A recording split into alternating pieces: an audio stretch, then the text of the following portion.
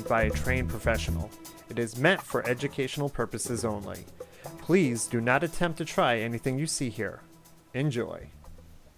Hey YouTube, Dan from South Hawk Computing, and here today we have another card DVR camera, the R300, purchased off of eBay. We're going to do the standard field test with it, unboxing, and as well as take a quick peek at all the menus that it has. So let's get right to it.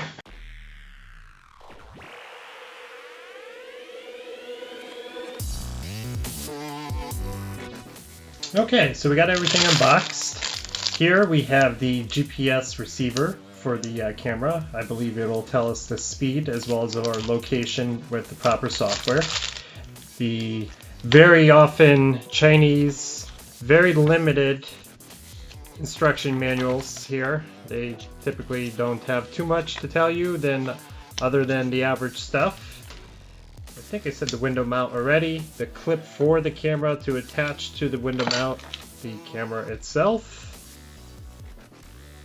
And of course the cigarette light adapter with USB for the power for the camera here. So, okay, we're going to have a look at all the menus now. Alright, so let's have a look at this particular device here. We've already done some test runs, so we're just going to go through the menus real quick. That's the power button right there.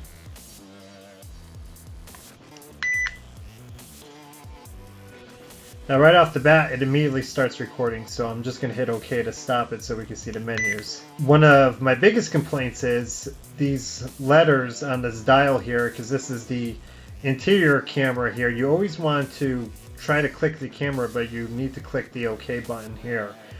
Now that it's not recording, I'm going to hit the menu button right here. And yeah, here we are. Menu mode. Recording mode. If we go into there, you get to select if you want just the front-facing or the rear-facing camera or both. So in my last test, I was just doing the front. So I'm going to select both there. Basically here, you're going to set the time, whether or not you want to format the SD card. TV output if you're doing NTSC or PAL, the European standard there. Beeping if you want it on and off, if you want it recording audio, your language, LCD default, do you want it on or off when it's initially turning on, your sensitivity on the G sensor, frequency, and reset defaults, and that's it. There's no real configuration here for doing, quality if you wanted improved resolution on your capture here, and that does it for the menus. So let's take a quick look at what the actual software does that comes with this camera. Already, we have the SD card inserted into this machine here. Unfortunately, you can't just plug in the USB directly from the camera. It just does not work that way. You have to physically remove that SD card or micro SD card from the camera, put it into a standard SD card adapter to actually view what's going on. But the interesting thing is, it's not a traditional way of viewing it. If you see here, this is our micro SD card. We open it, and there's an application. Normally you would just have your footage all in order, maybe date and time stamped and all that fun stuff, but you're actually required to open this fun little utility here. Now, navigating through this is not the easiest thing in the world, I'm going to give that much, but having the GPS feature is pretty cool. The downside is I did find that it took approximately 15 minutes of it actually running with the GPS sensor going in order to give me an appropriate location. If we could scroll down here, it's one of these guys here. Hey, look at that face. No, we're getting closer. Almost there. It's one of these. It's me driving around, but I want to just show you one particular part, which I thought was pretty cool. In real time, it will show me my speed up here. We could change that to miles per hour when I hit play, as well as give me the footage of the front and interior camera here. So let's give a little preview of how this looks, as well as the G-force sensors of what they're picking up while I'm driving here.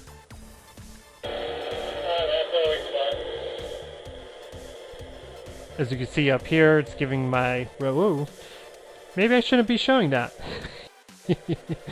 Alright, so yeah, it's pretty cool. In real time, it's showing, you know, any bumps that it hit. I can see it on the G-force meters there. My tracking in real time, and it's pretty slick. Oh, and that time the suction cup happened to fail me, and that's why that big shock to the sensors there. But you get the point. It's pretty neat. It's nice that it has it, but unfortunately it does take 15 minutes or so to get it accurate reading of location and speed. So it'll pick up within the first 5 minutes, but it really doesn't matter.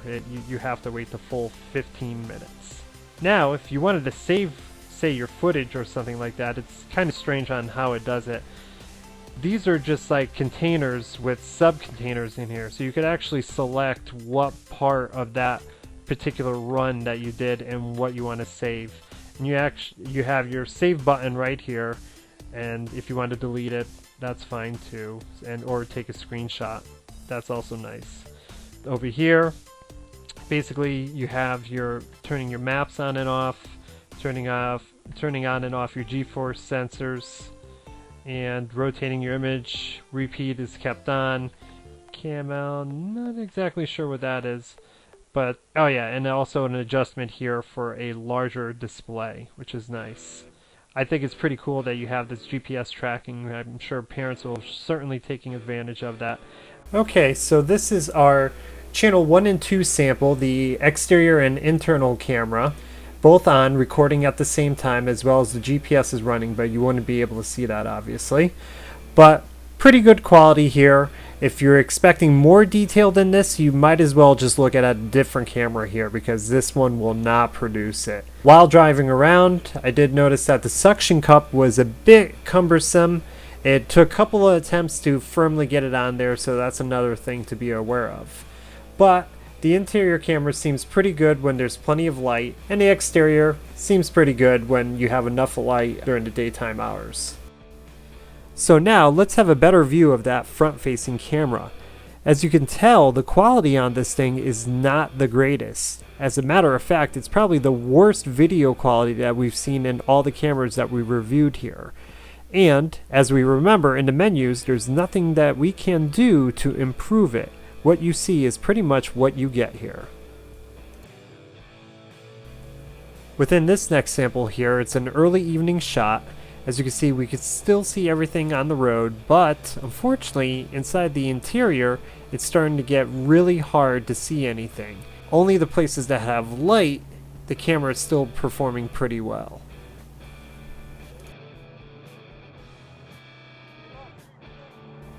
For our final shot here, it's a nighttime channel 1, meaning front-facing camera only. The camera does okay when there's a couple of lights, but once those city street lights are gone, you're barely able to see what's in front of this car. The area that the car's headlights are illuminating are barely visible.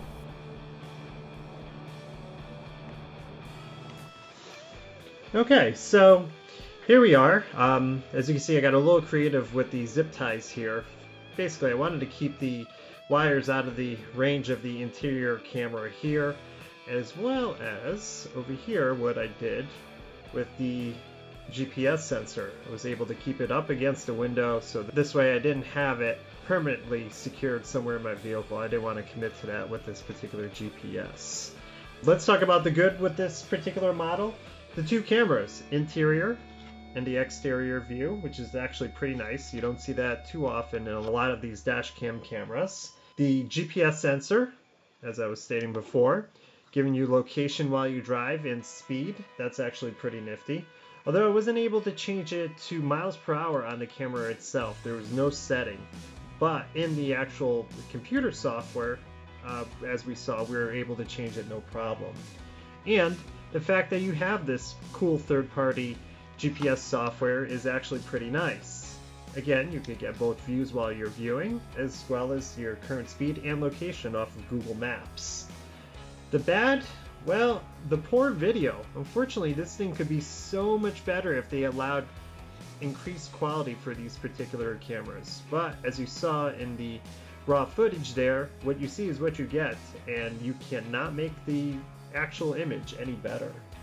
Another negative for this model is the audio. With all the cameras that we currently reviewed here in the lab, this one had the worst. It was very scratchy at times, and then once you add engine noise, forget it. You're not really able to figure out what people are saying unless they're screaming or extremely loud next to the camera. And the final negative, I know I said that I like the software and everything, but the fact that you actually need the software to view the footage, to me that's kind of a negative. And the fact that you have to remove the SD card out of the camera and put it into the computer to view the footage, that's actually a little bit of an annoyance as well. So, would I buy it or toss it? Well, this one here is going to be kind of a tough one. I would have to say toss it. For a $41 price point, even though the GPS is really cool, that video quality is really what annoys me about this camera the most. You would expect with all these nice gadgets on here, you would actually have better video, but it's the one thing that, it's the one crucial thing that most people need when they're recording here. They want to be able to get license plate numbers and amongst other things that probably get lost with the lower quality of these cameras. Now, if you're a parent, you probably do want this camera. The fact that you're able to record the front as well as the cabin activities and the speed to which your teenage driver is actually doing, then yes, absolutely, I would say buy this camera. It gives you the full package when it comes to monitoring your child's driving habits. Well, that pretty much wraps it up. As always, if you like what you see here, give this video a nice thumbs up, subscribe, leave a comment, do all that fun stuff. It'd be greatly appreciated. This is Dan from Southall Computing, and as always, until the next time.